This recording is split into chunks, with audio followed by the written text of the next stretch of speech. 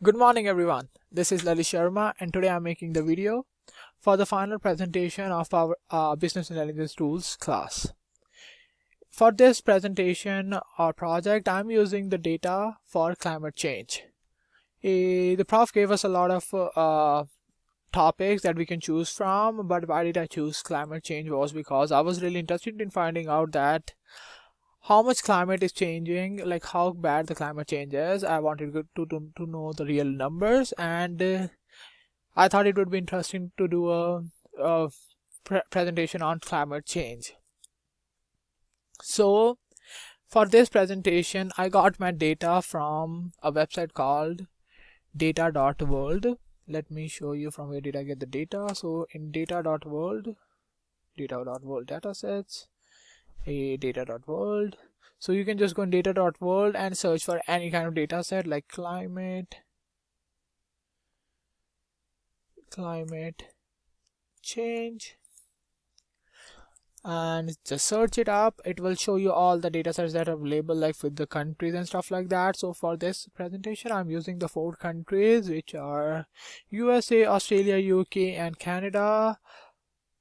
These are all the countries that we were given to do our presentations on, and we could have chosen any one of these countries, but why I'm doing all 4 is because all these countries are really big economies, and I wanted to tell the people that what is the effect of these countries on climate change and how are they handling the climate change.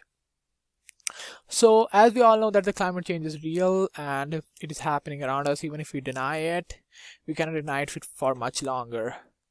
So I think from this presentation, I wanted to shed a light on this topic, that how bad the climate change is, and also what we can do in order to stop the climate change. So once I downloaded all 4 data sets from this website, I can show you one of the data sets. It's for the Canada. So this data set doesn't only include the climate change data, it includes a lot of data information like mortality rate, GDP and a lot more. So this data set include pretty much every information about a country, and that's a good thing, because I could have chosen anything from this data set. I have a lot of information from it, and so with a lot of information I have to filter the data sets too. So then I thought about filtering the data set, and how can I filter the data set in a really good way. So then I came up with the idea. So instead of filtering each data set separately, what I will do is I will choose a topic field, or for example population from all 4 data sets from Australia, USA, Canada and the UK, and I will filter the data for only the population, and then I will make a different Excel sheet with all 4 countries population in that thing.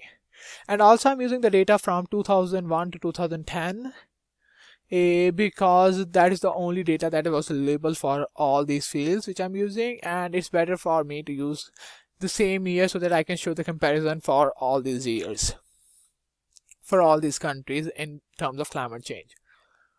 So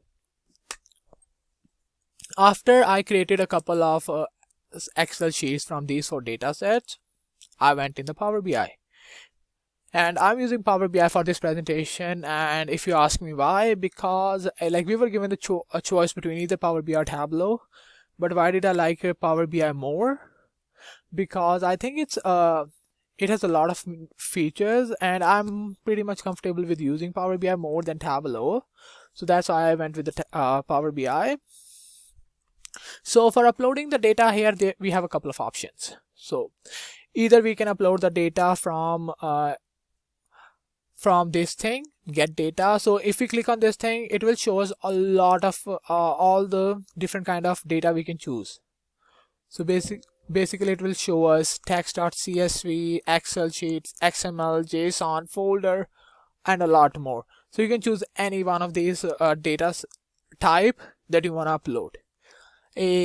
So I did use the Excel for the first sheet, and after that I was using more than one field. So the second table I entered data. So I just copied the data from the Excel sheet and I pasted it here, and I just said load, and that's how I created all 4 data sets.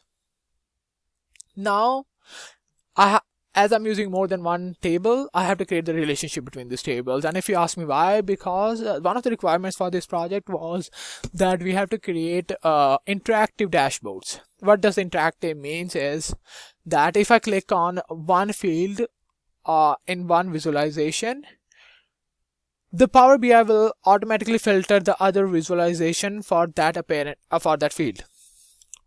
Convenient, right? So in order to do that, I had to link the table so that they can interact with each other through one field. So I had to find a field that are common in all these fields, or common values actually, to be more precise. So I could have used either country name or year, because these two fields are same in all four tables. Like countries are only Australia, Canada, US and UK, and the year is from 2001 to 2010. So I chose year because I thought that it will be better for me to show the data if the tables are linked through year. So if you take a look here, it shows us it's linked through the year.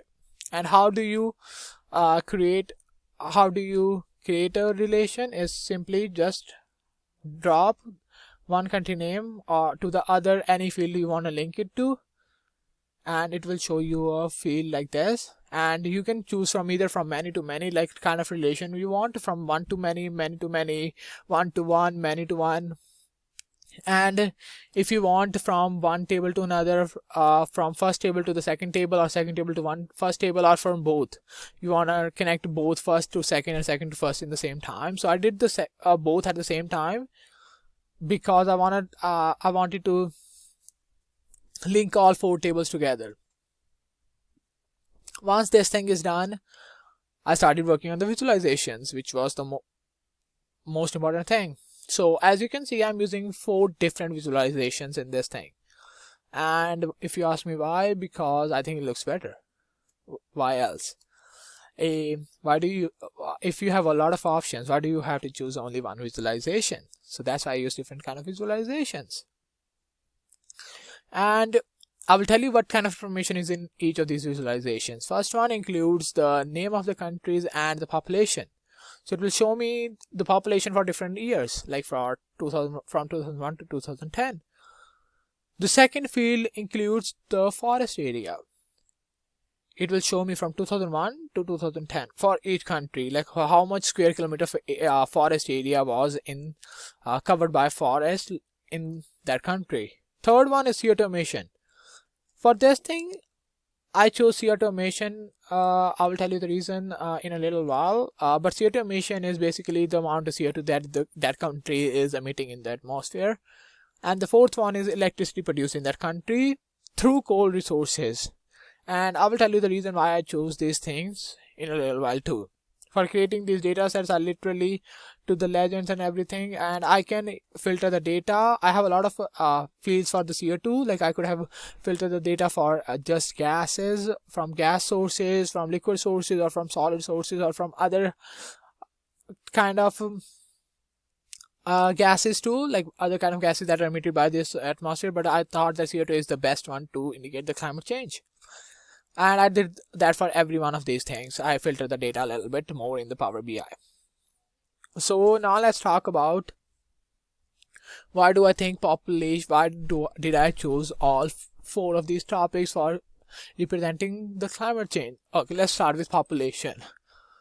Why I think the population is a really big matter in climate change is because the population is increasing every day, but the land on the earth is not increasing. We all know that.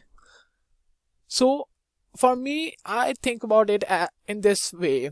If in a house there are 3 people living in a house, the house is gonna be better, the atmosphere in the house is gonna be good, and there are gonna be less conflicts. But if the same house has 100 people, the house is gonna be a mess. That's the same thing happening on the earth right now. There are 7 billion people of us on earth, more than 7 billion people, and all of us are messing up the earth in a nutshell. Actually, we want to get rich. In that way, we are just polluting the earth.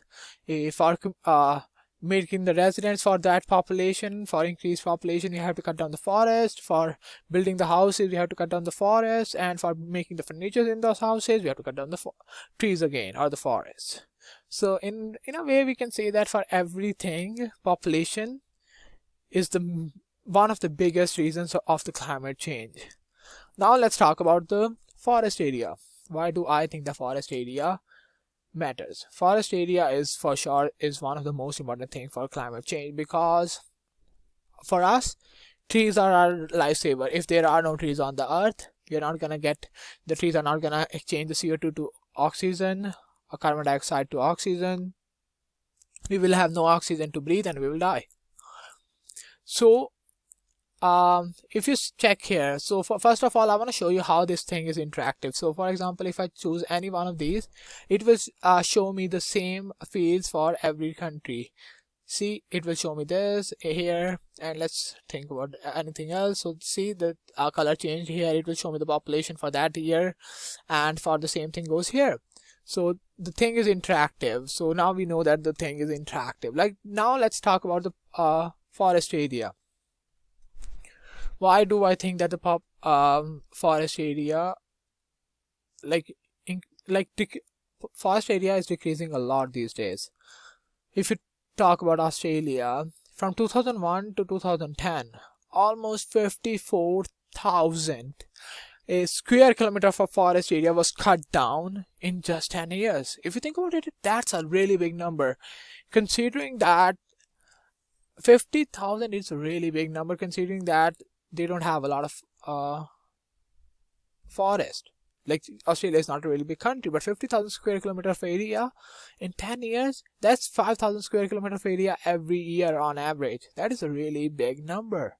And that number is not decreasing. That number is increasing and increasing because the population is increasing. The same, I'm not saying just for Australia, but Canada is the same thing. They have been they have been cutting down the trees at a good rate too, but in Canada that number is low. And I think so. Why? Because the population in Canada is really less, and so if a population of a country increases, the rate of cutting down the forest will increase too.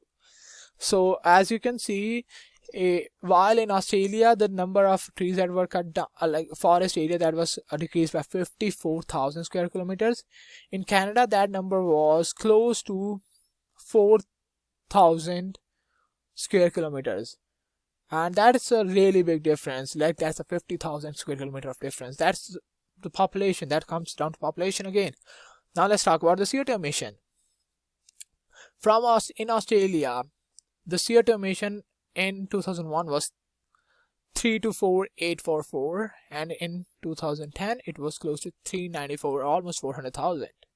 So the CO2 emission has been increasing at a huge rate as well, and that is clarified, like justified, I would say, like because the industries are increasing, we are using more resources to cover those more population, and in that thing the CO2 is burning more, like we are emitting more CO2 in that atmosphere. In the end, why did I choose electricity? Electricity is the main part for our civilization. So I just wanted to know that how we are producing the electricity, like how much of our electricity are being produced by resources like CO2, like from coal or anything, or from hydroelectricity. So when I looked at the number, I was shocked. In Australia, almost 75% of their electricity comes down from coal. Canada is pretty good actually in that respect. It's only 20% or so. UK is 35% close to, and US is 50%. So most of our resources, electricity is coming down from coal.